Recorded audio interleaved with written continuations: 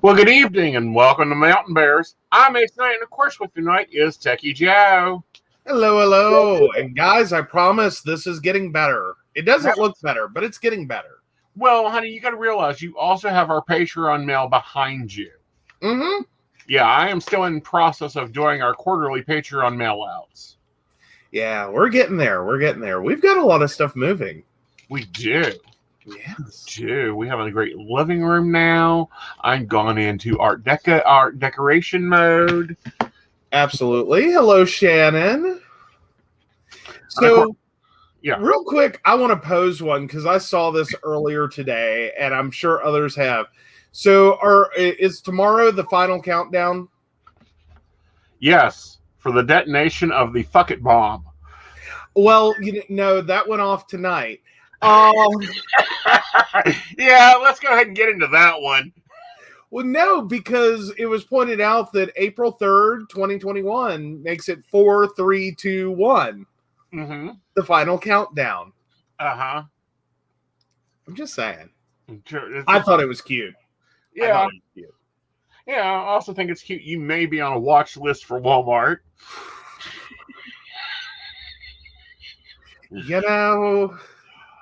Like full disclosure, there was a while there I couldn't write a check at Walmart. That was an accident. Mm-hmm. My mother died. I had 2 bank accounts, one in North Carolina, one in West Virginia. I made a slight oops. Mm-hmm. Hi, Brenda. Hi, Shannon. I came in for the funeral. Hey, Brenda. I came in for the funeral and was not paying attention to which checkbook I grabbed. And that week was so messed up. And I needed to go buy a sweater because it was going to be really cold. And, I did not even think when I was packing to pack something warm. So I went to go buy the stupid $18 sweater with the wrong checkbook because I knew what my balance was in North Carolina. I did not know what my West Virginia bank account balance was. I bounced a check at Walmart. That $18 sweater, because of 2 cents, ended up costing me $75 plus court cost plus yada yada yada. Yeah, no. So we commonly share accounts. I decide I'm going to go buy us a new futon for the living room to solve Asen's nap problem. Mm-hmm. This is a simple purchase. You go to Big Lots, you get what you need, you come home, you do the Japanese put it together. We've already had 2. We're very, very skilled at it. I've had 5. I enjoy the futon. I love the ability to take my furniture apart and move it wherever I want because I will not own furniture I can't move. Yes. Well, but also we've had the unfortunate experience with the ones that we kept buying is that, or the last 2 at least, they both broke in the exact same way. Yep. So we already had the mattress part for it. Right. And it was do we want to buy another one or just no? And we had decided no a while back. Mm-hmm. And then it, blah, blah, blah, here we are. So he goes out to go buy our we know this is going to die in 6 months or less. But, we'll get one and whatevs. It'll be fine. It'll be fine until I decide and find the living room suit I want. Yes. Mid-century 1950s, lovely couch. And this has been the issue. Is trying to get there. And find what we want at a price we're willing to pay, because I'm sorry, I'm just not I am not $5,000 living room suit people. Mm-hmm. We have pets.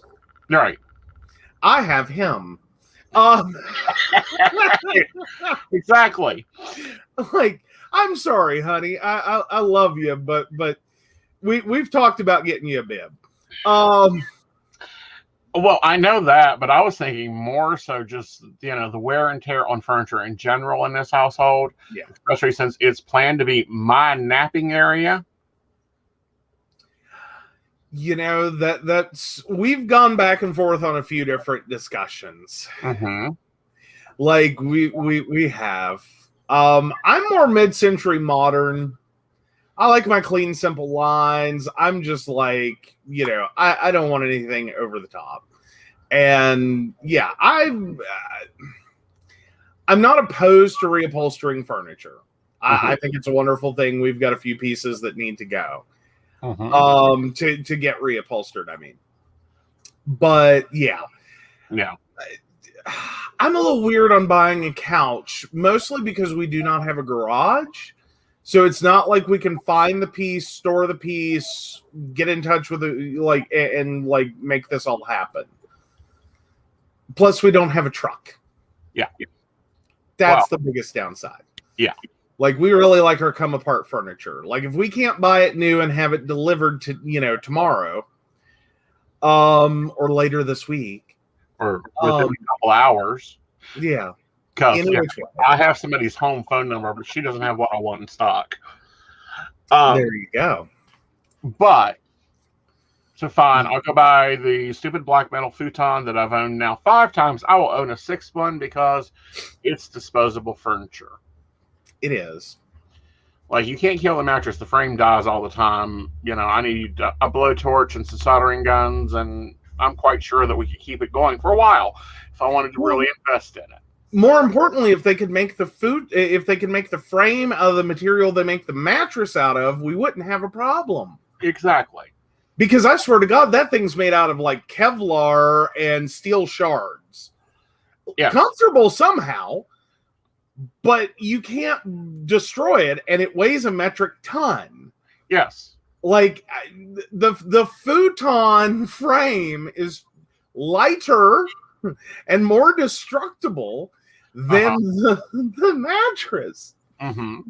Like, I don't get it. How does that happen? How do you design a product that bass-backward? Right.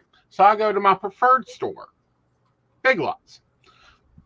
Get what I want. They know me there. They know me well there. They know me as both as Mr. Knight and Mr. Arrington. They have no problem. They see me come into the store. They know I'm there for something, and I'm getting it and getting out. Mm-hmm. They're out of them. They're even out of the one I want. Fine. They're out of the one I want. They're out of the upgrade. Fine. I will go to the Hell Mart. Yes. The Mart of Hell. Yes. With the always low amounts that are slowly destroying our economy. Right. Mm-hmm. Mm-hmm. Go there. They don't have the what I want either. They do have the upgraded model that I can get behind and like, and we have looked at a number of times and went, yeah, we'll get that one. So fine, I said, fuck it. I'm going to go ahead and get it, because we have the money. Mm-hmm. House is stocked with more food than I can cook in a week, even if I do binge cooking. Mm-hmm. Bills are paid. Okay, we'll spend it. Takes me an hour and a half to get an associate, and the only way I got an associate is I went up to the front and said, I need to speak to a manager in furniture. Yeah. Because there was barely anybody at the checkout. However, there were 4 of us back in furniture. Mm-hmm. And you were first. Yes, and I was first. I started the line. Mm-hmm. So I got to choose which one of the 4 I wanted. Let them fight it out the best. Mm-hmm. But I read the manager of the riot act, and then I checked out, and 2 very lovely gentlemen came, put the futon on the little rolly cart that you do not let customers push. Took it to the checkout, checked me out, very lovely. Took it to the car, put it in the car, a little back and forth chitter chat, no big deal. Mm-hmm. And then I realized I paid with his card. So he may be on the Karen list at Walmart. Yeah. I'm fine with this. I'm fine with this. Like, I don't have a problem with that. I consider it an upgrade. Mm-hmm. I've gone from the don't let write checks here list to the may cause a scene, but will have valid points. Mm-hmm. You know, because that's not really a Karen list. Karen lists are like, that's when like you're just entitled, but you don't have anything to back you up. That's when you like are mad that they don't have the futon that you want, and you start demanding like this one for free. I don't want to be on that Karen list. No, I wasn't demanding it for free. I was demanding that they load it into my vehicle. Reasonable thing. That's not a small light thing. No. That's a team left. Yeah. You are not a team. Depending on who you call in. Well, yeah. You know, I can be a hurricane sometimes. Mm-hmm. But this thing is nifty as heck. I unboxed it thinking, great, I'm missing two very important parts. No, they're zipped up in the bottom of the seat. There's extra storage down there. Yes. Yes. You were super excited. It is. And it fit in the Kia. Like this is furniture that fit in a car. Mm-hmm. Technically, it fit in the car. Uh-huh. Like lay the seat down, and all you got from the guys at the store is that's going to be a real tight fit. Did you have the moment where it's like, yeah, we got a deep freeze in there?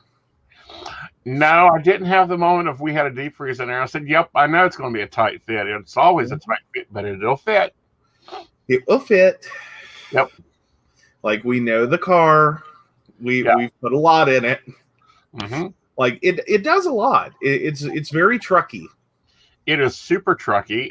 Let's see. What all have I hauled in it lately? I hauled 34 cinder blocks. I've hauled a deep freeze. I've hauled 200 cubic feet of dirt. Mm-hmm. In bags. 70 pounds of mulch in bags. Mm-hmm. Granted, it's getting ready to repeat that. Yep. She does good. And we haven't had to put new shocks in her yet. Mm-mm. Mm-mm. Like, no, I give it credit. Like, we're finally getting, like, smart vehicles. Mm-hmm. Like, it's finally a thing. Like, I thought I was the shit with my, like, Ford Festiva back in the day. Mm-hmm. Little teeny tiny car. Mm-hmm. And it was a little teeny tiny car. Like from the driver's seat, I could stretch a little and like lean the seat back and touch the back glass. Mm-hmm. Like it was not big by any stretch, but you roll that front or that back seat forward. Mm-hmm. It was uncomfortable to drive, but you could get a 32-inch television in the box, and I mean old school. Mm-hmm. CRT, big Tubi television in the box into it with room to spare. Like, do you need throw pillows? Do you need like cookware? What do you need? Because I got that call from my dad one night. He went and bought a television expecting to put it in his car. Because this is the first time in his life he's owned a car without a truck. And he just took off to go buy a big-ass television thinking he could put it in there. And then he had to call me from the store and was like, I may have bought more television than we can haul. Can you come here with your car? It's okay. And he starts looking at the car and going, that'll never fit in there either. Crap, I don't know what we're going to do. And I said, hold on a minute, Dad, you're premature. So I laid the seat down, and he knew that happened. And he's like, well, I still don't think it's going to fit. I said, watch.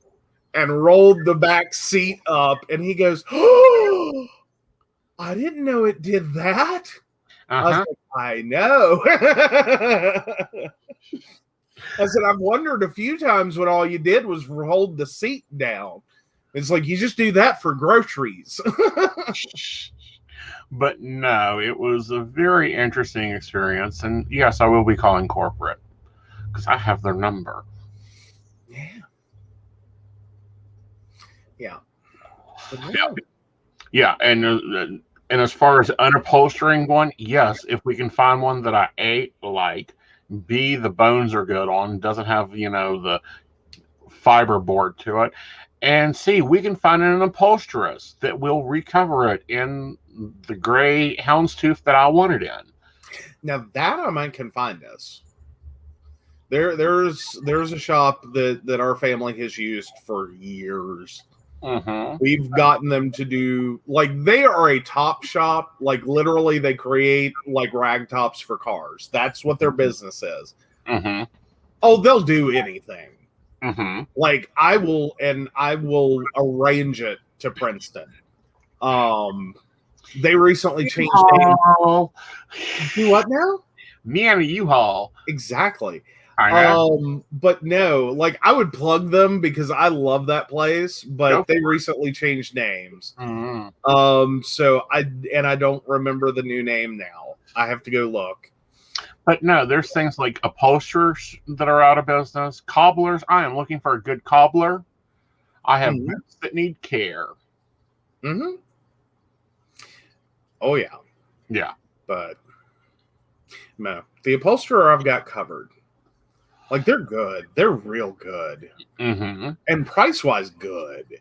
Right. Like, they really helped as hospital volunteers or helped out the hospital volunteers back when I was volunteering with the hospital. We had I forget what they're called. They're the fixed wheelchairs, the ones that do not collapse, like they don't fold down. Mm-hmm. I think they're called like a people mover. Human mover. Yeah, something like that. They're kind of lounge cherry. They have the little fold up arms, and they always have this black foam seat. That stupid seat is one. They don't last too long, and they are super expensive to replace. Right. Because the chair itself shocked me. They are like 30. I think. No, those are $1,800 a piece. Mm-hmm. For, like, if you're in there in like the lawnmower style people mover wheelchairs, those are $1,800. You do not want to steal one. Like, believe me, you'll get chased down by security. No, we don't like replacing them. Right. But and a lot of hospitals have gone to them. And so we had bought an original batch and all of the seats were going out. And I actually called the Top Shop and was like, hi, I have a thing that is totally non-automotive. Can you help me? And they said, bring me one and let me look at it and let me see what we can do. So we brought them one of the covers and they said, oh yeah, we can do that. We can totally do that. Anything extra you want, blah, blah, blah. And so we just want it to be as indestructible as possible. She's like, we have got you covered. And they did it for like $25 a seat. We were looking at like, I think it was like a couple hundred, if I remember right, to replace each of those seats from the manufacturer with the one that was going to also die. Right. We're like, oh, we love you. Like, we have never been so happy to write a check. Like, gladly.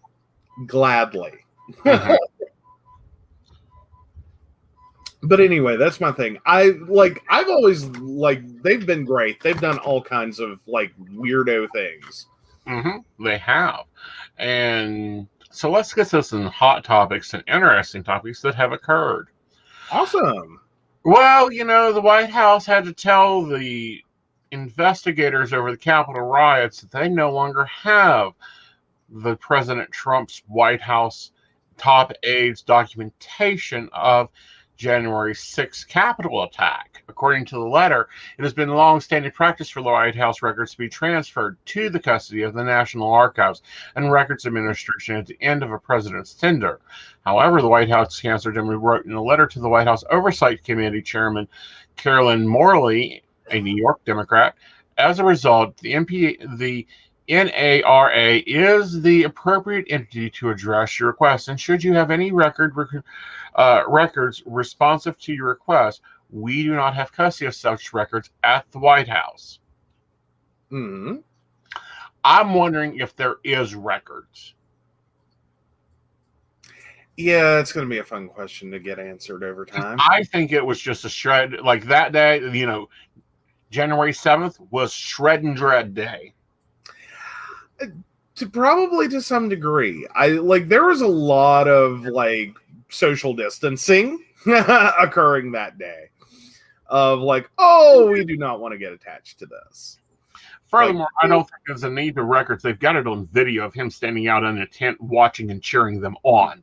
That should be evidence to begin with. Oh, absolutely. I'm sorry, this is the most documented, welcome to the age of the internet and people that don't think they're doing anything wrong and or do not understand the process of discovery. Mm-hmm. And the fact that you just created a giant, massive amount of discovery all over the place. All over the place. Right. It was a gold mine. Not only are you on standard security cam footage, not only were you caught by, news media camera footage, you posted on a website, multiple websites with video of yourself not only committing the crime, but talking about the crime and the premeditation beforehand and after the crime. And cheering all the way through. The whole thing. And encouraging people. Yeah. What I'm not understanding is why it's taking so long to charge. Why is there not treason and Q charges now? If this was any other country in the world, he would already be on trial, if not executed. Honestly, I'm starting to think it has more to do with the sheer volume of evidence. Okay. This is just this is a mountain. Where do you want to go with that? This is going to take a lot of effort to sort through that much video, that many social media posts, that much going on. This is literally the moment. And you could say that, I believe it was NCIS. No, not NCIS. Oh, the one where he makes the stupid comment, the bad, pun at the beginning of every episode. You see the crime, and then, the one guy makes the comment, well, I guess he got his pancakes. Or something stupid. It's always a wordplay. It's Believe It or Not. No, not Believe It or Not. It's one of the procedural crime dramas. There's it has the little woman with the big glasses. That is NCIS. Is that NCIS? Yes, that's NCIS LA. Okay. I didn't think that's what it was, but all right, I guess. Yeah, so. She's creepy as Hades. I love her, and she used to do horror flicks, and it was awesome. Anyhow, so that's interesting that the Democrats are having to hunt this down. I do not understand why the U.S. prosecutors are not on top of this. Oh, well, sorry. The rest of my sentence is, I think they predicted it, or so to speak, predicted it years ago. Where they were, there was a crime they were investigating, and it was just, they had footage from every single possible angle. Right. And they were literally showing it. It wasn't really something that forensically they could quite do yet. But taking all of that and creating this perfect 3D model with very few missing pieces that you could see the crime happen. From all different angles, right? Between security cam footage and people at the event, and I think this was technically bigger than the crime they were talking about, right? Because it was, again, I think if it wasn't a political thing, it was the show crime was a massive concert or something. Literally everyone had a camera Right. at this event. Right. But yeah, and I think that's where we are. We had our first crime that has gone to this level that you could literally sit here and just spin through it from every angle. Right. Of people and what they were doing and who they were talking to and who they were near and what was going on and what was being posted online. And I think it's a lot of evidence to handle.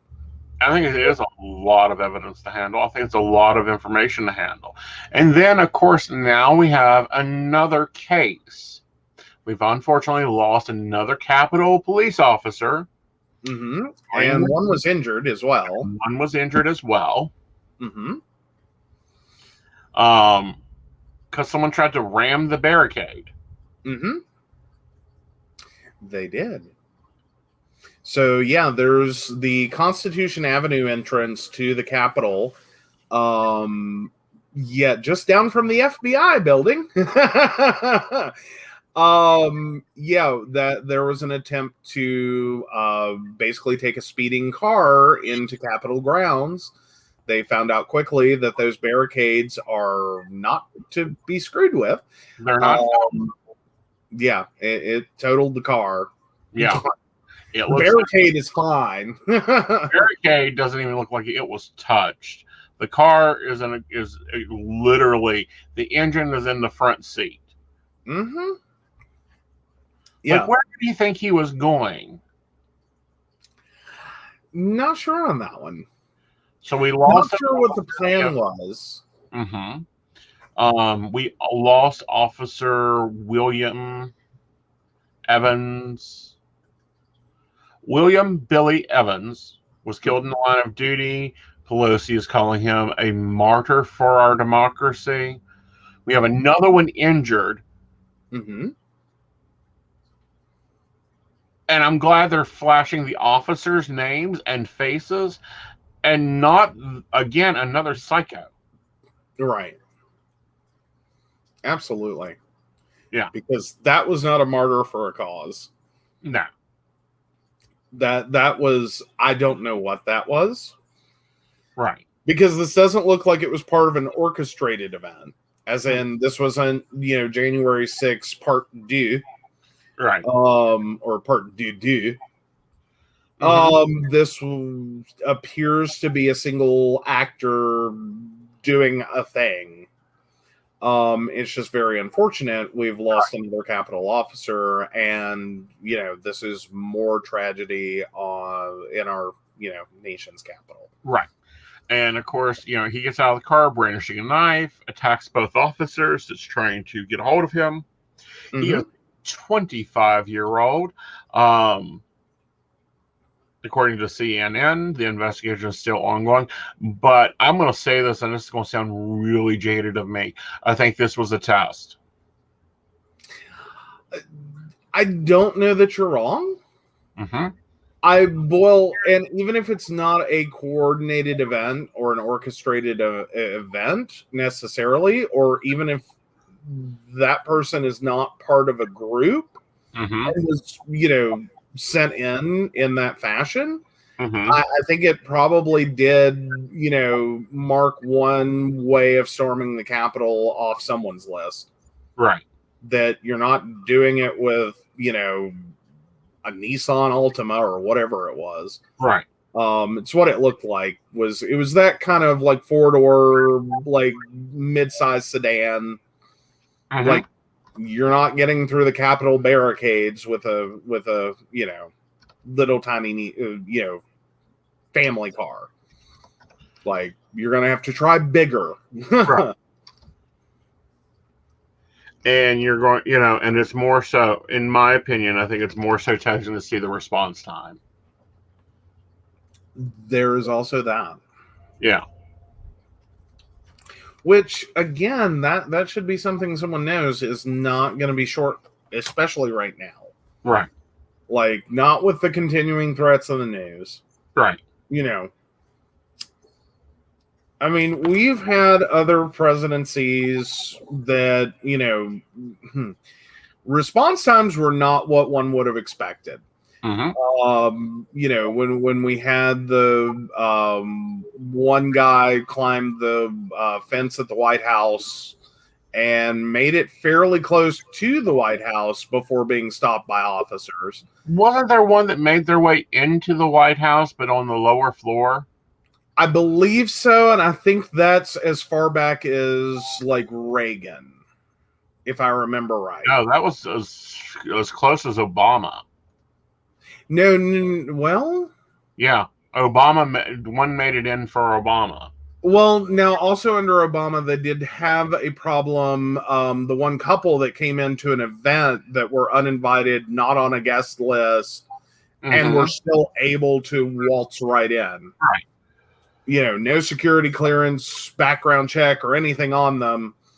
They are randomly at this event, that they decided to crash. Right. Yeah. That was bad enough. Yeah. And that's just because they looked the part and there was a problem with the guest list checks. Because apparently there's 2 guest lists, and no, there were like 3 guest lists. Like there was a set that could come in to the White House, another set of guest lists that could come to the cocktail hour, and then another that was going to the dinner. And the problem was the guest lists weren't all clear. Right. Because they looked like they were with the Indian delegation and they weren't sure. So better to, and again, that's a little more,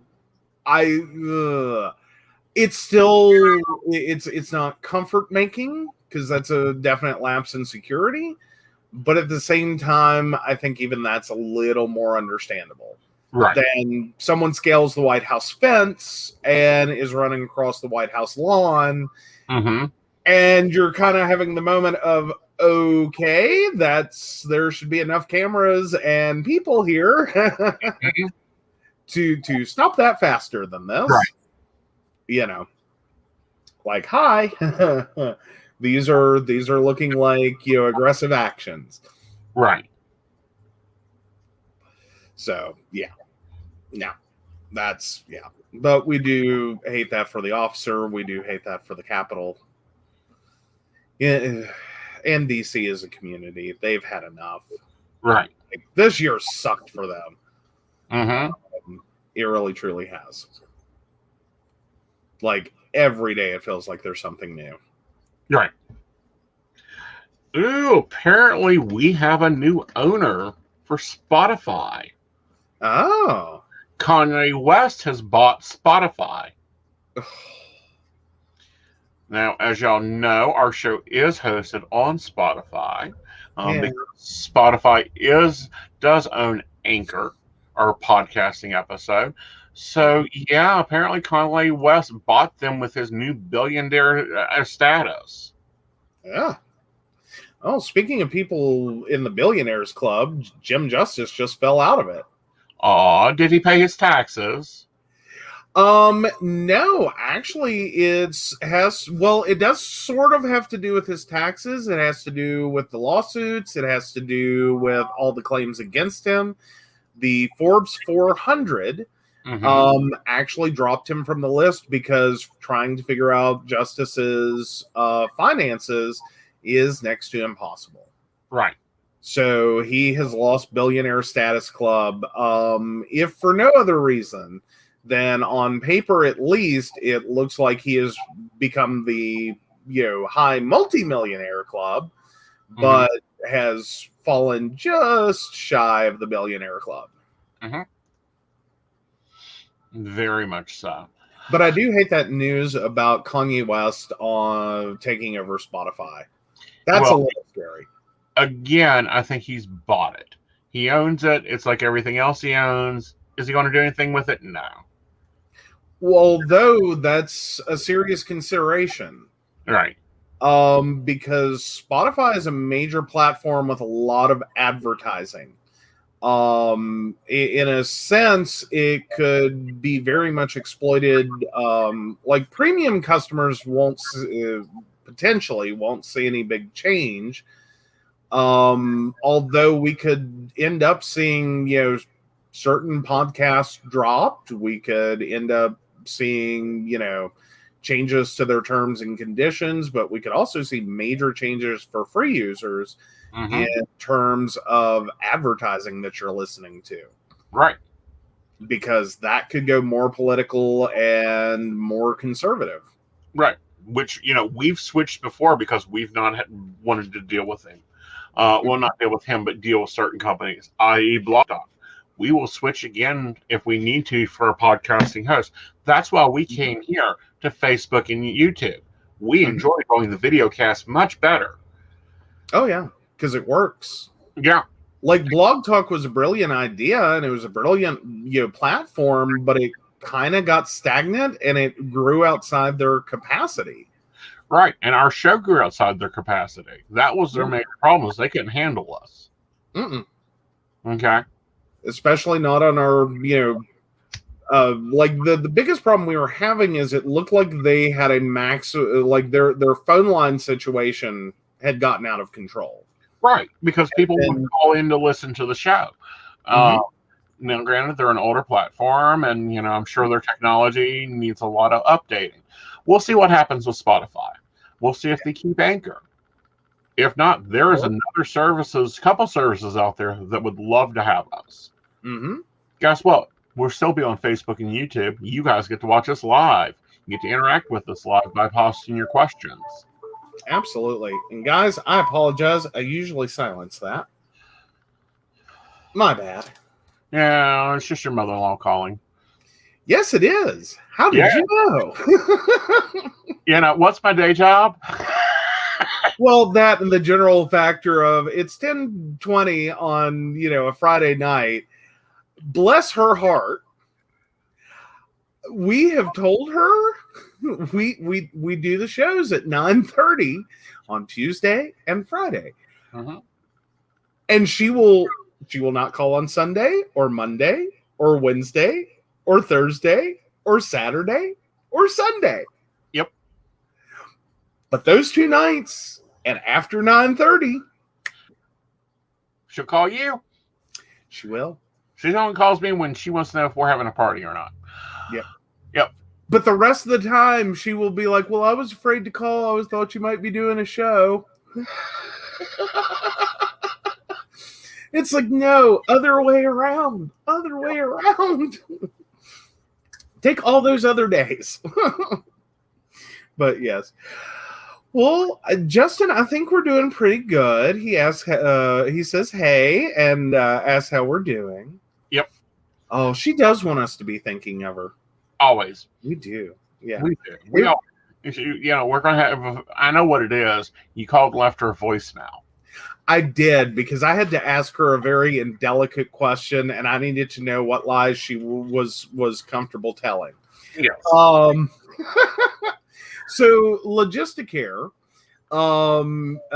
is a lovely service that has it's a privatization of a benefit in the state of West Virginia for medical transport, either for directly getting a commercial driver or gas mileage reimbursement for a family member. They've recently merged with a few other companies creating Motive Care, which has been an interesting process of them merging. They're adding more automation, and it looks like they're probably going to get rid of most of their call center. Some of this should actually become easier for people driving. Except today, I went to get the new forms, and I went straight to the new website, and it wouldn't let me do anything without creating an account. And I went, okay, that's fine. And so I create the account, and it starts me through the process of setting up a trip. And for, it was actually for one of my other relatives. And it hits me with what you called the ambulance transport questions. Because even though I'm a family member, this system, I don't think quite gets that. Like it asked me what my relationship to the patient is, But did not like take that into consideration for the questions it then proceeded to ask me. Nor did it take into consideration one of the other options I checked, which is no, this is someone who doesn't have, mobility issues. So it starts asking me like, weight and height. And is there a ramp in the home? Is there this in the home? Do they need a lift? Do they have to be physically moved? Do they use a wheelchair? Is it electric or manual? I mean, just all these extra questions. And so I'm sitting here, and they're required. So I'm sitting here having to ask the indelicate question to a few people all at once, because to be prepared to fill out the forms in the future. Because I'm sure I'm going to be asked this for a while. So yeah, I called and left your mother a message and said, I need to know your height and weight, or what lies you will want me to tell that you will confirm later. Right. Because I know better than well, I know my grandmother's form of that. Right. Because she was 5'6" and 135 pounds, according to the West Virginia DMV. Right.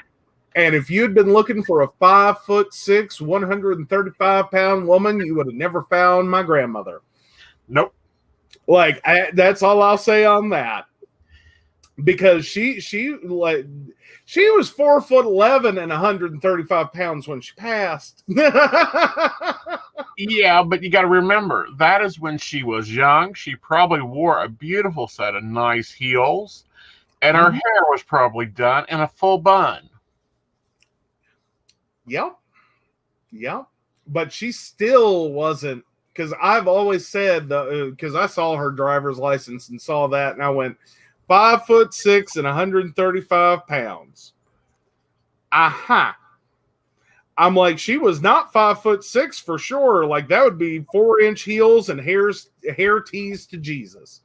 Like, she would have had to pull that hair up a lot to get that one.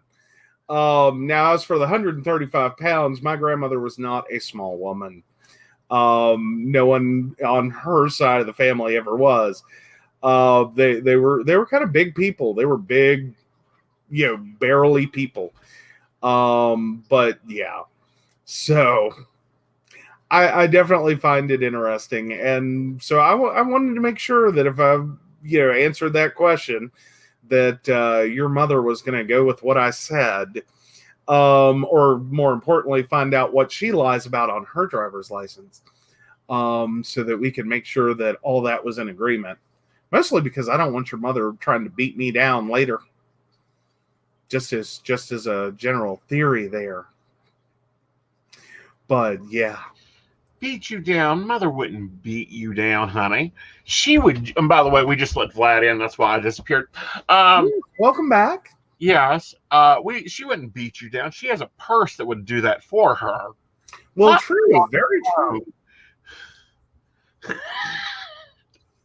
I mean, that purse looks like it has a cinder block in it. I think that is her, like, organization in her purse. I think she just got the leather bag and wrapped it around a giant cinder block, and then that's her divider. That's a possibility. It also could be her exercise plan. Oh, believe me, it gives her a workout. Oh, yeah. I'm pretty sure it gives the floor of my car a workout. You've got your stories listed in your private chat. I see that. Alrighty. Well, I was hoping for a tea refill, but I hadn't had a chance to put that in. All right. So, stop this. The nomination of Vanita Gupta. Gupta has a record of building. There we go. Sorry, guys. Gotta hate when you bring stuff up and it has an autoplay video. All right. So where are we starting first? Choose one. All right. So AOC. Your resignation is 84 days past due, is her statement to Cruz. Oh, wow. So apparently they are in a bit of a war, which kind of started when he did his trip to Cancun, if I remember correctly. Yes. Yeah. She, however, not only went to Texas, she took money and supplies and volunteers and said, don't worry, since good old Teddy's not here, I'll take care of this. This is what we're doing. Here's these generators. Let's get some food in these people's bellies. Come on, snap, snap, let's go. There you go. So yeah, now they're in a bit of a sparring match over the influx of immigrants at the U.S.-Mexico border. So yes, oh, thank you, invisible assistant, awesome, right? Yay. Oh goodness. Oh, so yeah, right, yeah. She is apparently calling out all the Ted Cruz types, who are taking trips to the border, but had voted for policies that helped create the problem.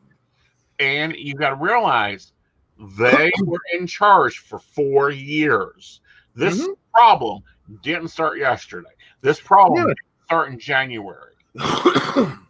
No, it didn't. But it has now become the thing to go defend the border. Yeah. From what? Children? No, it's send down some preschool moms. Send down some, healthcare people. Send down some foster care people.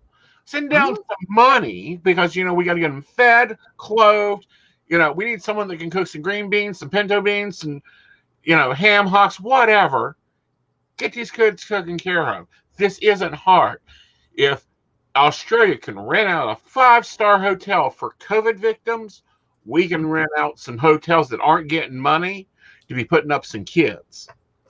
Oh, absolutely. And more importantly, like we currently, is there another country that has a worse immigration situation than we have right now in terms of if you arrive here, and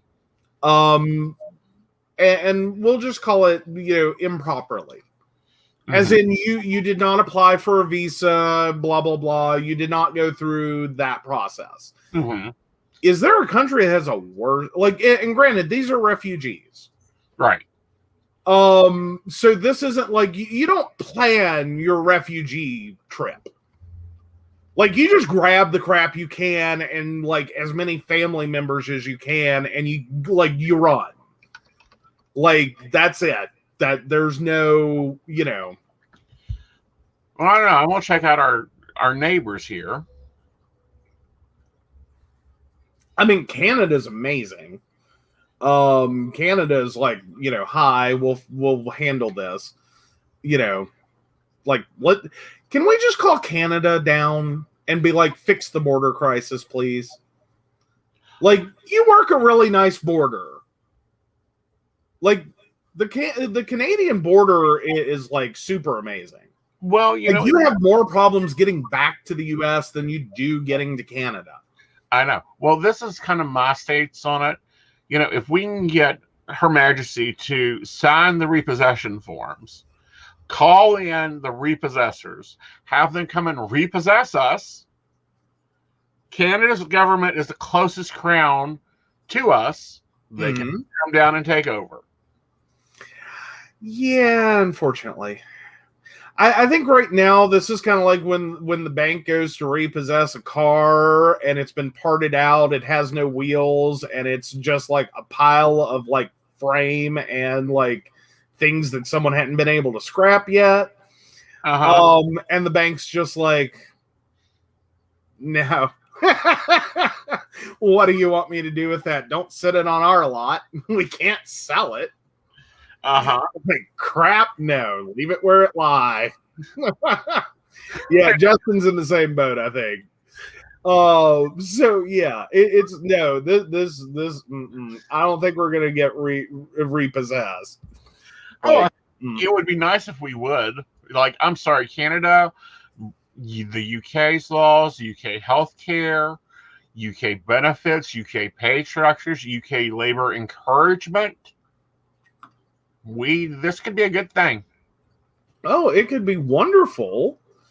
I mean, talk about fixing problems quickly, but you know. Yeah. No such luck on that. But I think if we did just call Canada and be like, could you teach us about border control? Because Like, Canada accepts 4 times the number of refugees as the Americans do. Yeah, easily, with no problems. Yeah. Like, they don't ever seem to have a problem with refugees. Ever. They're just kind of like, okay, welcome to Canada. Here's your resettlement package. This is where you're moving to. We've already secured housing for you. Oh, you don't have a sponsor? Fine. We already have sponsors on a list. You get to choose which one's going to help you. Get used to this. Yeah, I mean, it's like, hi, welcome to Canada. Right. You know, I mean, they're just kind of like, you know. Yeah. And Cool. we wonder why they don't have national debt. True. But, you know, I mean, there's other countries I'm sure that technically are worse, but I'm trying to think who is really doing the worst job right now. And I think the US, like, after the last 4 horrific years of ICE detention centers and the nightmare that's become.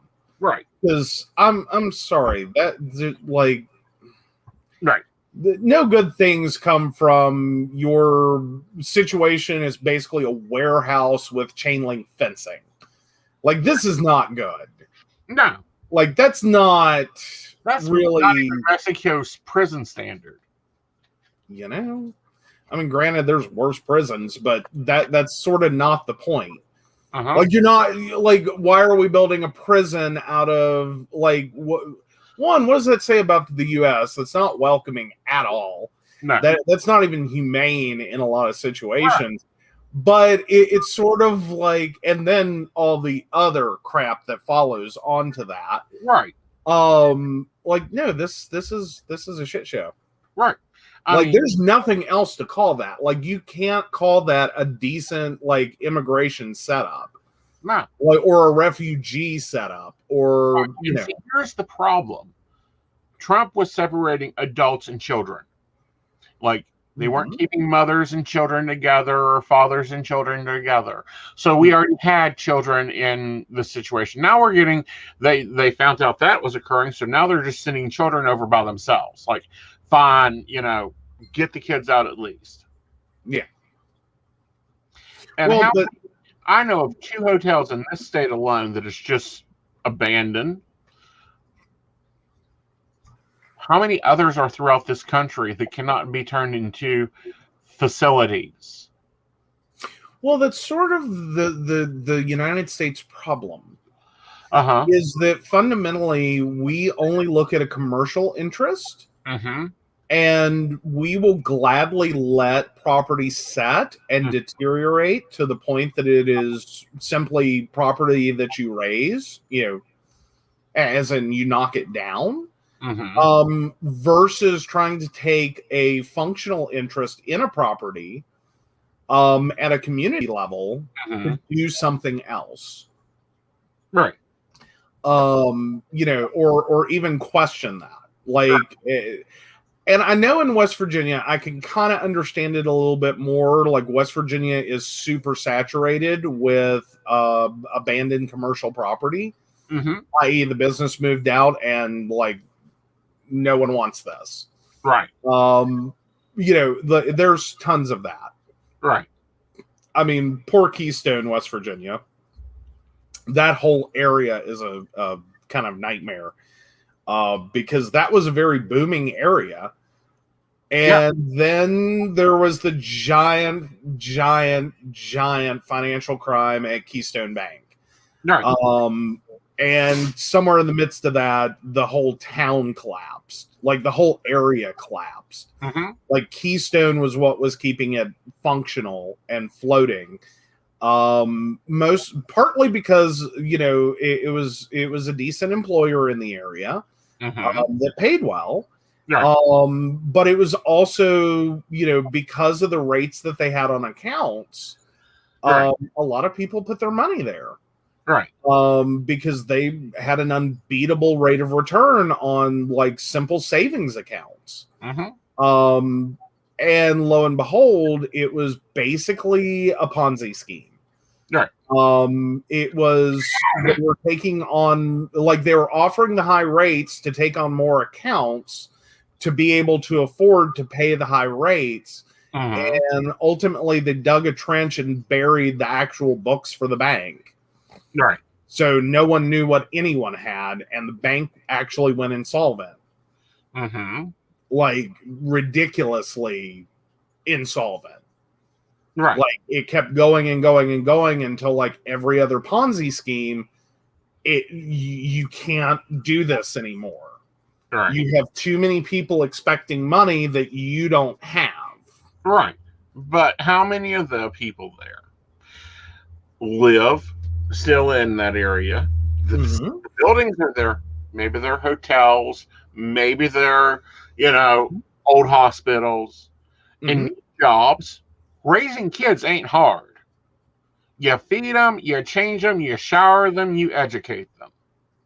Well, but it's also a consideration. We have entire communities in West Virginia that are already borderline in collapse. Right. And I don't want to say it like, like here's your next best choice to an internment camp is like, let's go resettle these areas. But it would open up some opportunities. Right. Like, as in, if you could get a community behind that, like, we can't keep people in West Virginia. Right. That's been our long-term problem. Right. Well, here's that Weston, West Virginia, little town. It's known for its asylum. That supported that town. Everybody was connected to the asylum in one way or another. Now, imagine if we had that in some of these other dead areas, but we're raising kids, or Dreamer program. Well, yeah, or taking whole families. Yeah. I mean, that could rebuild a community that has been slowly, losing people. That the only people that are left are stuck one way or another. They're too old to move. They're too broke to move. They have an unsellable asset called a house that no one wants. Right. In a community that's somewhat disconnected.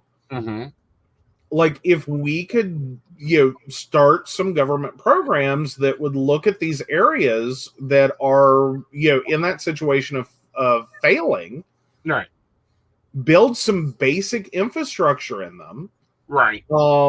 I think you would see these areas flourish again. Yeah. With entirely different, like, because a lot of these are old coal towns. Right. And that's kind of the West Virginia problem. Is virtually everything in West Virginia was built around something. Typically a mine.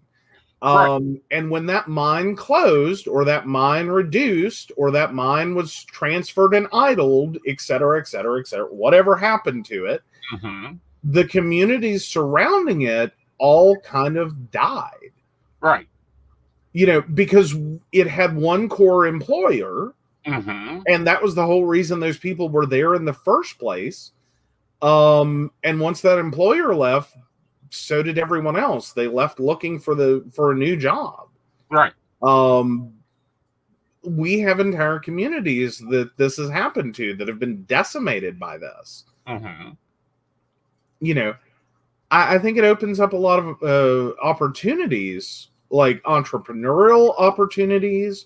It opens up, a lot of options for, rehabbing areas. Right. Like, if you would just be, so to speak, don't dump everyone in New York or Florida, like Orlando or like major cities. But if you could spread the number of people coming into the country through like some of these older communities, you could potentially create a fix right for the things going on there. Right. And Gwen says put windmills on the mountain ridges. Yeah, Absolutely. these people will work. They will go out and clear. They will learn whatever. They're just looking for a new life. Mm-hmm. And we could easily create them a new life in this country and have a very valuable asset. We have seen this throughout history, whether it's the Irish, the Italians, whether it is the Orientals, and I say Orientals because that's what they were labeled as they came in. That's China, Japan, all the Polynesian countries coming into this country. Throughout the centuries, they have come in, they have built railroads, they have built roads, they have, built infrastructure. Mm-hmm. Are they not teaching history in school that they've forgotten this is how America gets built? Yeah. In many, many ways. Yeah. Well, and also it's an opportunity because a lot of these communities that we have in West Virginia, it's either an older population or one generation down that is taking care of that older population. Right. It has gotten stuck. And especially when you're looking at the investors at Keystone Bank, those people lost entire life savings. Right. Like every dime they were ever going to have that they had put away, stocked away, squirreled away, they had moved into that bank because of the high rate of return. These people are left with nothing but, Social Security. Right. In an area that blew up. Right. That they can't get out of. Right. And, these people will take jobs. Yes, they will take jobs. They will go to work those jobs and pay those taxes, and they'll be happy to have their job. Yeah.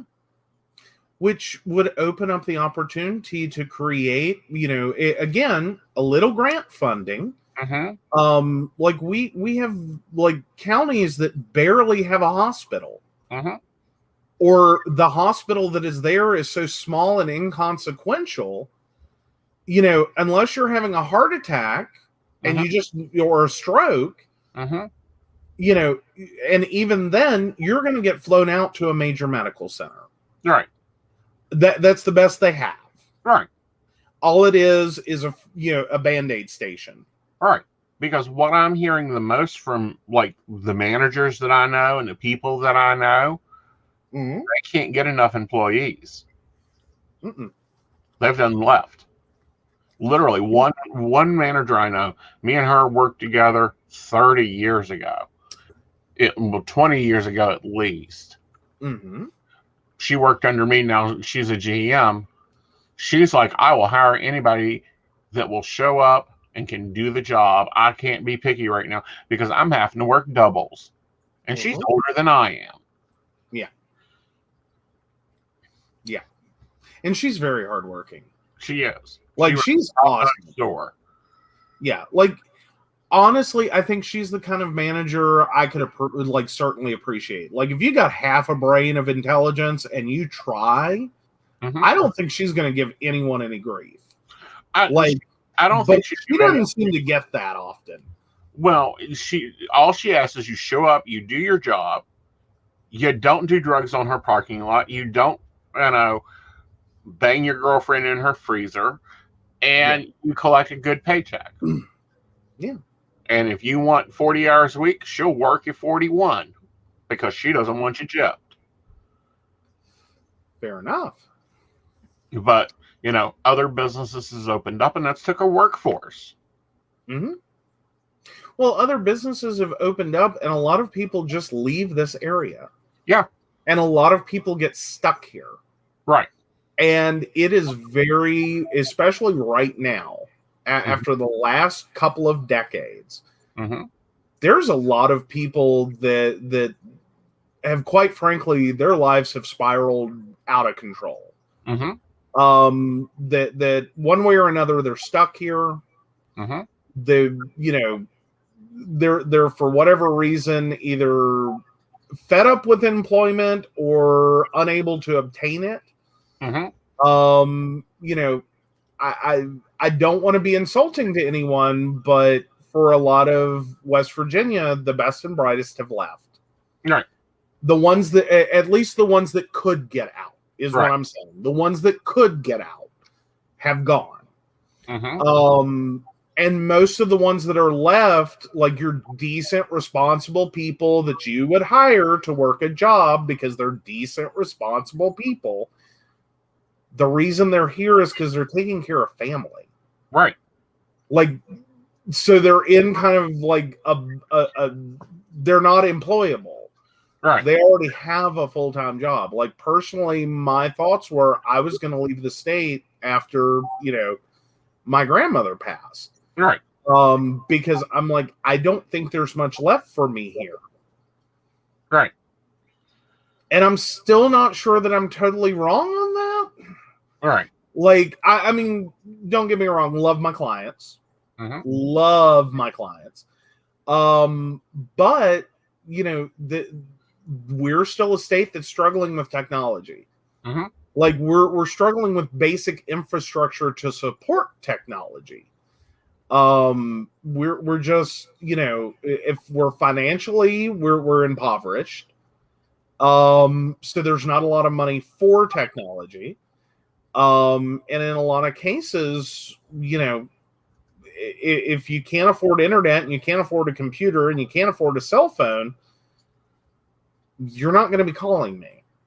Right. We also have a lot of businesses that are still, or at least up until COVID, were at the very bottom rung of basic technology within that business.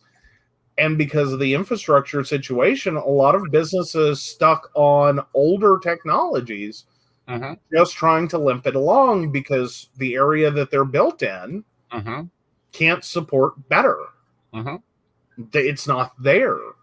Right. Like, how many, it's scary to think, but there's a number of businesses in West Virginia that are on dial-up credit card machines. Right. Because they can't get better. Right. Well, we're talking about population loss. Justin says he's been looking for a job for 3 years. Mm-hmm. Yeah, I could see that happening. I mean, especially if you're looking in a Pacific field or a field that isn't that popular here. But, West Virginia between December of 2019 to December of 2020 lost another 10,000 people Mm-hmm. that moved out. Just said, turn the lights off. Well, yeah. And a lot of the jobs that we're bringing to West Virginia, Mm-hmm. we keep seeing, if you live in West Virginia, you have to be sick and tired of seeing that good paying jobs that we keep getting. Mm-hmm. And it's always, always, always attached to retail, Mm-hmm. a hotel, Mm-hmm. or dining. Right. And it's those aren't, I'm sorry, those aren't good paying jobs because we can't get a decent federal minimum wage. Right. But yet these are the same jobs that we want to argue about that shouldn't be careers. Uh-huh. Okay, but these are the only jobs we're getting. So they're turning into a career for people. Well, and again, if you're going to, I'm just saying, if you're going to work that argument, mm-hmm. if you're going to work that argument, we have way too many jobs for 15 to 20-year-olds. Mm-hmm. For a state that has very few 15 to 20-year-olds Mm-hmm. and a whole career population that Mm-hmm. needs employment. Right. So what did you think was going to happen with that is my question. Right. If you're going to make the argument that these are not career jobs, Mm-hmm. you're not supposed to, build a career out of working at McDonald's. Why not? Well, granted, that's a whole different argument. I'm saying if you're going to build that argument, Mm-hmm. then you have to accept that these are the jobs you brought here. Right. These are the only new jobs we're getting. Right. What do you think is going to do that? Right. Oh, Justin, I absolutely hate that, and I totally understand it. Years ago, when I first moved back to West Virginia, and I thought this was going to be temporary, I thought I was going to be here for 6 months and, find a job and move along. I actually interviewed for a position that was listed as IT. And it was a very awkward conversation with the, and I won't give away all the specifics, but let's just say it was not an IT job. Mm-mm. Someone in HR screwed up, Mm-hmm. and because this job was going to require, like the ability to use Microsoft Office, Word, Excel, PowerPoint, yada yada, and database entry. They listed this job like it was a full-time IT position. Mm-hmm. It was part-time at best. Mm-hmm. And it was effectively data entry. Mm-hmm. And I went, they called me and scheduled an interview. And I went in, and this poor hiring manager, we'll call this person that, just because otherwise it gives away what the employer was. This poor hiring manager just apologized profusely because they took one look at my resume and they're like, I think there's been a mistake. Mm-hmm. And I'm like, what do you mean? And they go, this is a data entry position. I just need someone part-time to sit at a desk and enter data. Mm-hmm. I like your skills. You'll be gone in the minute you find something better. Mm-hmm. I can't afford to hire you, but two, I can't even pay you what you probably think this position was going to be worth. Right. Let alone pay you enough to keep you here. Right. I give this guy a lot of credit for honesty. I do. Because he looked at me and said, my budget for this position is 18. Mm-hmm. And at first it went through my head, like $18 an hour isn't that bad. Right. Like, okay. Like, I can do that. And then I realized what he meant was 18,000. Right. And I was like, oh, no, you can't afford me. Like, I can't afford to work for that. Right. But, that happens. Mm-hmm. Like, West Virginia has one of the lowest median incomes, both individually and household. I think we're 6th in the United States on median income. If I remember correctly, I was looking at that recently for something totally different. It was the whole justice tax plan. Right. Which, I mean, that was going to be my whole point why I was looking at it, was that's irrelevant. That no, unfortunately, households in West Virginia have a household median income of around 49,000. Mm-hmm. And I was like, this is like it's literally number 6 to the bottom. Right. Like, it is the 6th lowest Mm-hmm. median income. Right. Like, that's how bad we're doing. Right. We are barely above poverty level. Right. On an individual basis. True. I mean, it's like,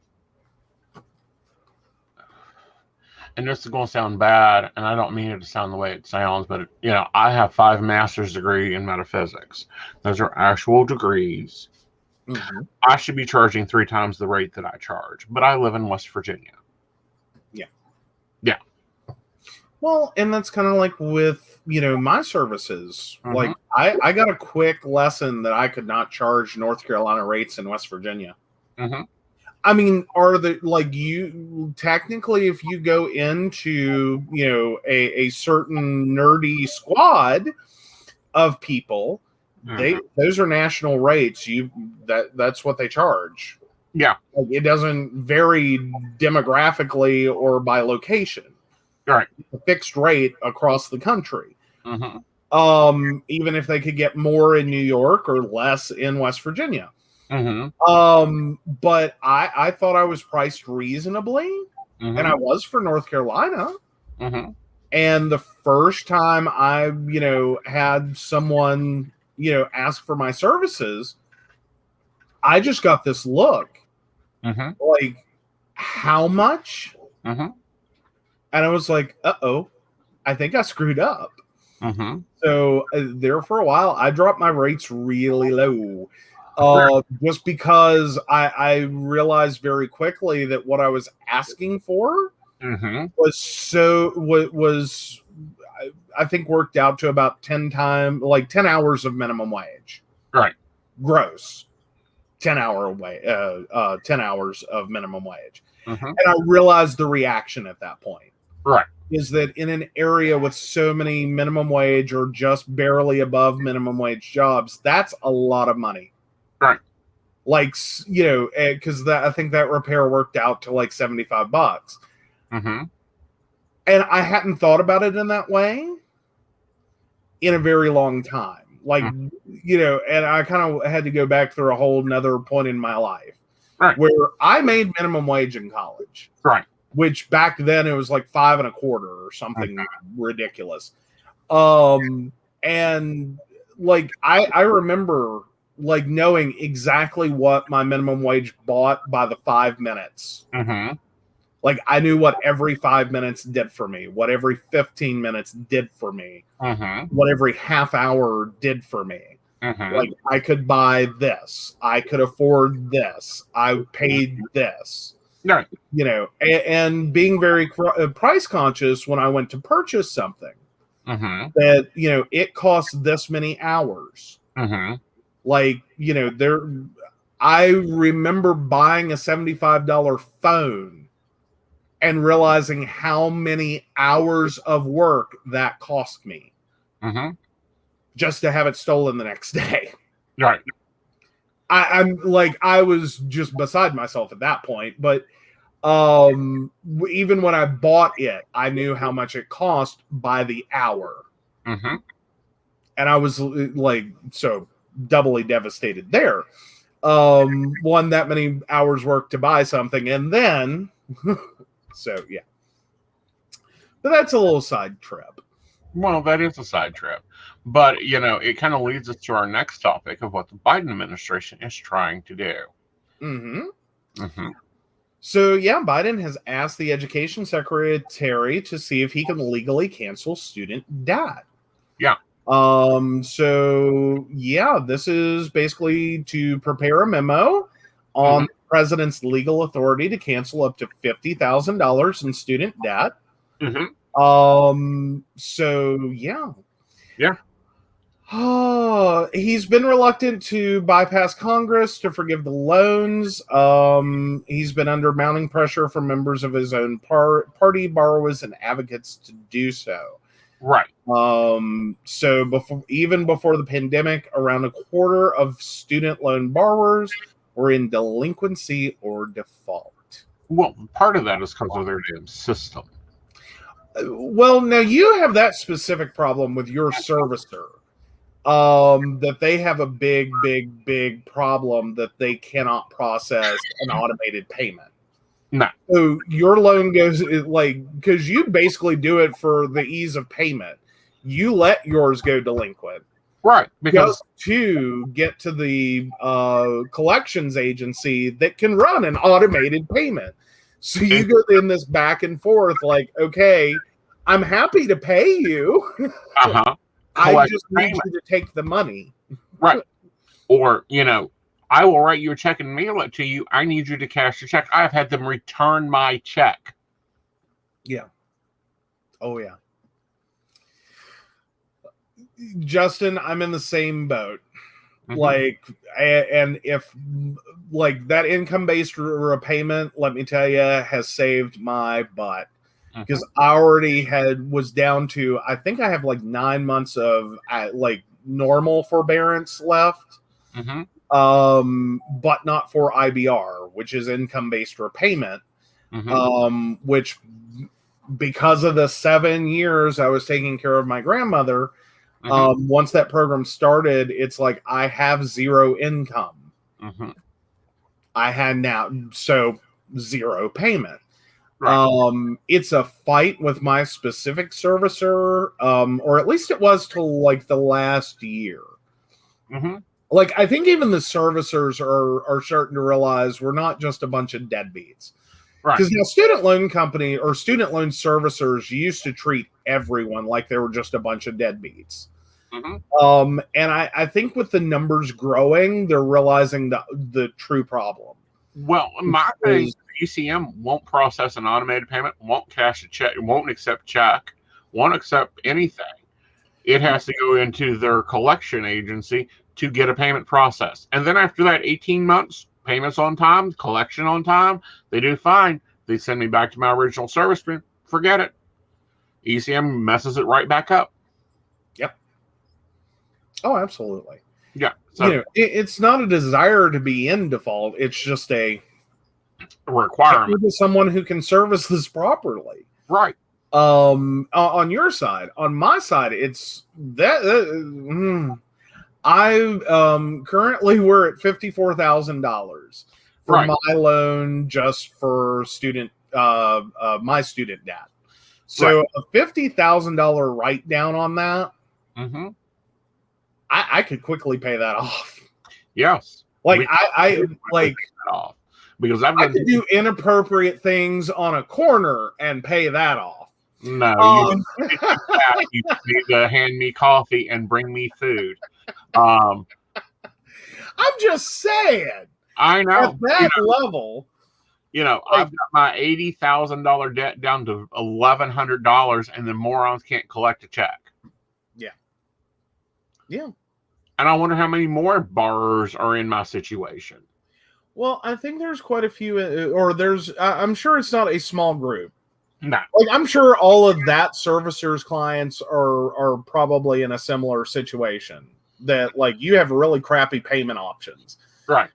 But there's a much larger category that the cost for the degree and either finding an employment within your field, especially like in West Virginia, where we keep like talking about these good paying jobs that are, in retail, food service, or, hotels. Hospitality is a degree. Yeah. Hospitality. Thank you. Well, but I'm just saying. Right. And in West Virginia, these are not high paying jobs. No, they're not. But they're not. Hospitality has never been high paying. But I don't get these people that say that, running a restaurant isn't a career. Getting paid to go to college, i.e. McDonald's, will pay you to go to college, pay for your college, if you go into their management program for 5 years. Your contract signed for 5 years. Well, and my problem has never been with I'm trying to work it from the other side. Like, because that's what always gets thrown into the argument, the debate about minimum wage employment. Is that, well, these aren't supposed to be, long-term jobs. Okay, fine. These aren't supposed to be careers, is the argument that keeps getting made. I'm just making the counter argument. Like, if you believe that's true, if you truly, honestly believe that the problem is these are not career jobs, then why is it we as citizens of a state are supposed to be excited about you bringing jobs to West Virginia that you sit there and simultaneously say are not careers for adults? These are jobs for kids. Well, see, I think because that's all the jobs we got. I know, but I think that is bullshit too. Yeah. 20 years. Well, no, I think the argument, I think the argument is BS. Yeah, I think the way we're meeting this campaign promise of bringing jobs to West Virginia by one more hotel, one more fast food place, one more restaurant, one more gas station, one more blah blah blah blah blah minimum wage job. It's ridiculous. But I keep hoping if I make the argument from the other direction, that maybe people will follow the bouncy ball on that one. Is these are the jobs you're giving us. Like, have you noticed the shortage of children 15 to 20 to go work these jobs that you say are for kids? Right. And then we have a surplus of adults over here that need to, pay a mortgage or, pay rent, that have kids that would like to be able to afford a car and diapers and, and their choice is or leave. Right. Well, and I wonder why people keep leaving. I understand the rush, that's the look and the problem. If I have, and I'm going to say it, if I've got a 30-year-old applying to be my midnight cook and I've got a 19-year-old applying to be my midnight cook, because you got to be over 18 to cook and work midnight, I'm hiring the 30-year-old because at least they'll show up and do what I tell them. Yeah. Well, that's if you can find someone who hasn't given up at this point in their life. Right.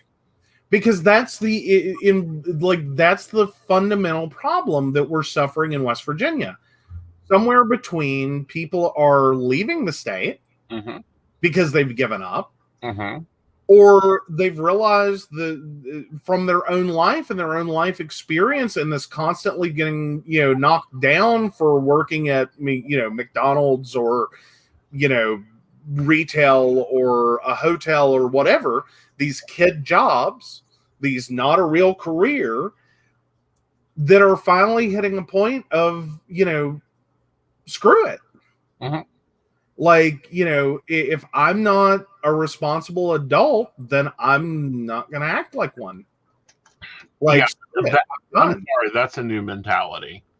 That is a new mentality. Okay. You're not an adult. No, if you work in a job, you're an adult. Yeah. Take what you can from it. But we keep doing this to them. Like, politically, socially, this is how we keep treating this. Right. Is that, if you're flipping burgers at McDonald's, you don't have a real job. Right. And to some extent, I understand where that thought process is a little bit. But it's kind of like a chicken and egg problem. It's not a real job because it doesn't have an income attached to it that supports a full human life. Yeah. But the reason it doesn't have an income attached to it that supports a real human life is because you keep making the argument that this isn't a real job. And therefore, you shouldn't have to pay these unskilled laborers money because they don't have real skills. But they're still performing. They're still working. Right. But I disagree with unskilled labor. I have seen people that can cook a storm, and I have seen people that couldn't fry fries in a vat that times and cooks it for you and measures it out. Yeah, but I'm sick of this not a real job thing because I get handed that all the time. Yeah, if you're working that many hours a week, if you have 2 or 3 jobs to work 40 plus hours a week to try to make your ends meet, you have real employment. You are an adult. You are doing what you have to, and it's crap. Because I don't know how many people I have dressed down when they go, well, that's not a real job. No, yes, I own a company. I own 2 companies. Well, and granted, we're on the other side of it. We're both work from homes, which for the longest time, thank you, COVID, for anything good. If nothing else, I think the world got the idea that work from home is a real job. It has its own real challenges. It has its own, things. It's not a vacation with a couple of work calls. Right. That's not how it works. No.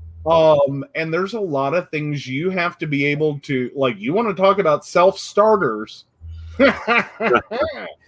There's a lot of things when you work from home, and especially if you're self-employed work from home, you got to get real good at real quick, or you got a big problem.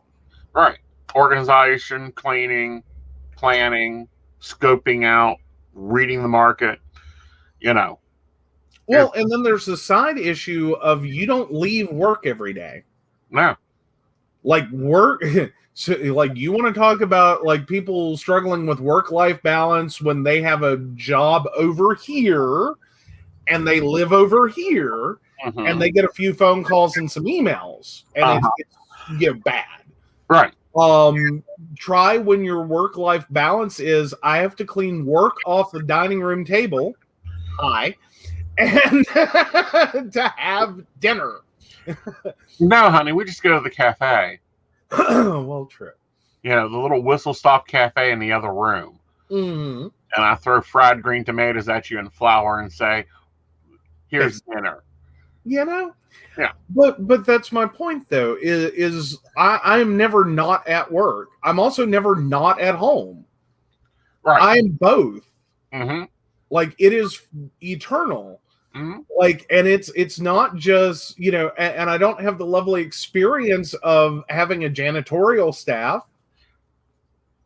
I don't have the experience, and neither do you. No. Like, raise your hand with me. You're there too. We don't have a janitorial staff that comes through. We don't have a lawn crew. Well, we do have a lawn crew. We have a lawn crew that comes through. We just don't have a gardener that comes through. Yeah. And believe me, my boss is an ass, and so's yours. Yes. Oh my God. Can I bitch about my boss for a minute? Yes, go for it. No, I can't bitch about my boss for a minute. No, that's what I'm saying though. Is like, like seriously, I like, that's not a thing you get when you work from home. And like in our instance, we do have some cross, you know, things with our businesses. Yeah. So we make the joke of, you know, I'm his boss and he's mine. Because it is kind of true, but it's also kind of funny. Yeah. But it is I can't bitch about my boss to my other half. Because he is obviously. Because, you know, that starts an argument. Well, it's not a camaraderie about shitty bosses or like bad days at work, or, you know, it doesn't create a camaraderie, let me tell you. No, because and we had to negotiate that out of like, no, I am not talking as the boyfriend, or no, I'm not mad at you as the boyfriend. I am pissed because you fucked this up. Well, you know. Yeah. But and vice versa. Like, there's those moments. But it's also the same thing. It's not like I can go to work. Uh-huh. And like, you know, go, oh, I don't know what the hell my boyfriend's problem is today. Like, oh, it's been a horrible week. I don't know what the fuck. You know, like, I can't do that either. Neither can you. There's no, so to speak, there's no escape. No, there just isn't. And that's a serious thing with, like, we're joking about it because you do have to have a sense of humor about it, let me tell you. But you don't get to have that workplace experience or the home experience like you did as a fully employed over here, live over here. There is a crowbar of separation between these things. Mm-hmm. Like, even if you are the employee that lives 2 minutes from the office, you still have a crowbar of separation. Mm-hmm. You can turn your cell phone off. Not with your boss. He'll just walk into the bedroom and go, what the fuck are you doing? I need this done now, and I need these stickers this way. By 2 o'clock, I have a meeting. Let's go. I was sleeping. Who sleeps? Exactly. But no, again, we joke around with it. We do have to like find it funny. We do have to keep a real good sense of humor about it. Because there are moments that we do just kind of have to be like, okay, so I'm having a bad day at work, and so are you. So before this becomes a bad day at home, you know, let's put this together. Oh yeah. So Shannon says we are having that issue where I work. We have gotten to a point of not answering the phone.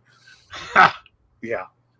Cause see, like now, like I do remember, and the one thing I do have to say, and if she ever happens to watch this show, I'm sorry, but I had a coworker years ago that I am so glad as a work from home that I do not have to put up with.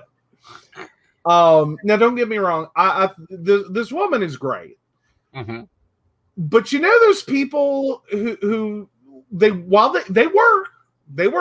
hard, but they spend that whole day on the phone with their other half. Oh, I can't. I worked with that woman, Mm. and sweet woman. Don't get me wrong. I don't hate her, but I'm glad not to work with her anymore because their conversations were things I did not need to know. Mm-hmm. I did not need to hear. Mm-hmm. I did not need to have any clue about, because she would rip him a new one on that phone. Mm-hmm. We knew about their sex life. We knew about any problems they had. We knew about their financial situation. We knew about everything, at least from her perspective, because we never got to hear his. Well, I can't deal with that. It's like when I'm at an event, if you ain't working the event, I will talk to you when I get done. And I made that clear firsthand. Like, when I'm working, I'm working. You can go sit in the corner.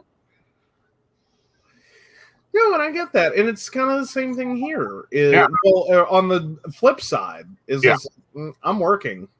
Yeah. And typically you'll just drop me a message, and if you like, when you know I'm working, it's like he'll get to it eventually. Mm-hmm. Like, I'm not allowed to have an emergency, and if I have an emergency, it's like dad dying injured. Right. And like, please come now, need help. Like, call me twice. Right. Because typically I'll pick things up on a second ring. Otherwise, I assume just someone forgot or someone didn't know I'm on a client. Right. Like, I'm at a client site. I'm doing client things. Well, it's like me when I'm back here. Mm-hmm. I've just now gotten to where you'll walk to the door of my office. Mm-hmm. But if I'm on a call, you just walk right back out. You're like, not bothering him. I will message him, and he'll see it when he sees it. Well, and then we also have that fun situation, especially with you, because for a while there, you were taking more chats than calls. Mm-hmm. And so it got to a point that typically if you were talking, I began to assume it was towards me again. Uh-huh. And then I ran into that situation probably a few weeks ago. You said, hey, and I started to talk to you. Like, hey, what's going on? And it was just the client called, and you answered the call with, hey, and they immediately launched into whatever their thing was. And you didn't get a chance to say anything for a few minutes. No, darling. I was using text-to-speech on the phone, testing that feature out. Oh, no, we've had that too. That's fun. Yes, that's enjoyable, is when I'm doing text-to-speech on the app, because I just love the new Keen app. Mm-hmm. And I'm text-to-speeching, yada, yada, yada. And he's like, are you on call? I'm like, no. Yada, yada, yada. What are you doing? Text-to-speech, dear. See, you wanted me to do this. Well, yeah. But now, as for answering the phone at all, no, I have to. Yeah. And we've had issues with that, is because I do dive for my phone, because most of my clients call me. It's weird. Let me just point that out as a tech worker. Most of my clients call me. They don't email me. They don't text me. They don't send me, the latest, greatest app thing. I always get a phone call. Mm-hmm. Always. Almost always. Very few email or message in any other way. Right. But me and you had issues on it, but it was the reverse way. Because Mm-hmm. I always answer my phone. No matter what's going on, I'll roll over and answer the phone. I can wake up from a dead sleep, answer the phone. Not sure I'll remember the conversation, but my phone will get answered. Mm-hmm. And you were like, you can't have the phone in the bedroom. And I'm like, what? Well, no, we're trying to, we were seriously trying to put some limits on things. Mm-hmm. Because I'm sorry, I will not do phones over dinner. No. If there's any way we can help it. Right. Now I'll make special allowances. Mm-hmm. And we both do that for each other. Yep. But as a general thing, I have a big problem with staring at the top of someone's head while they're playing with their phone. Mm-hmm. Because my issue is more so you're not working, you're playing. Mm-hmm. That I like, if you're just checking out Facebook to be checking out Facebook and you're scrolling Twitter to be scrolling Twitter, Right. that's not working. That's not necessarily what I would call important. Mm-hmm. That's something you can do later. Mm-hmm. Because, and again, someone else that if they're watching or if they happen to watch, I will say, love you dearly, but we had to have that conversation too, a friend of mine, because we would go out to eat, and while we're waiting on food, this is all I saw until our food got there. And I'm sitting here going, why am I sitting in a restaurant to pay $40-some for a dinner to stare at the top of your head and maybe have a brief conversation while we eat? Mm-hmm. If you can leave your phone alone long enough. Well, and I've made it clear. I had to start making it clear to you. This is a working lunch. When you came more home with me, mm-hmm. I'm like, this is working lunch. This is working. So that you knew that. No, I'm not logging out. I'm just coming in here to eat because I hate eating at my desk.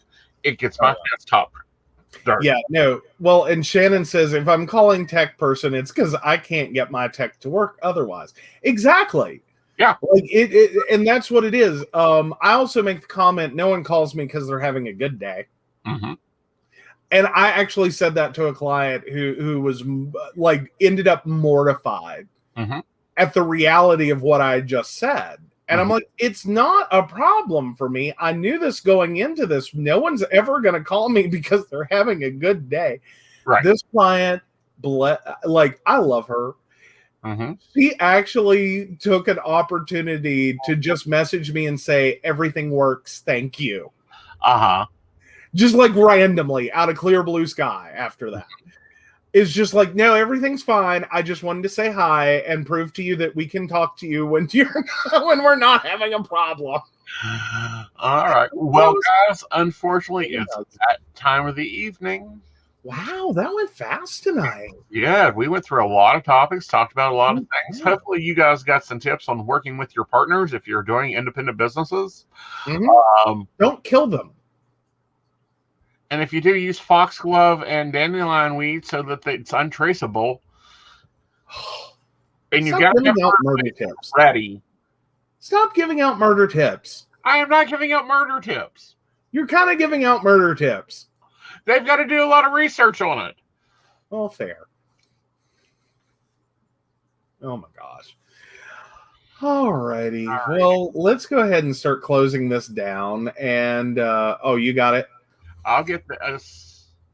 Awesome. So we, of course, want to thank our Patreon sponsors. We do love our baristas, and we appreciate your support. And I'm just going to let that get back around so that I make sure that we get everyone.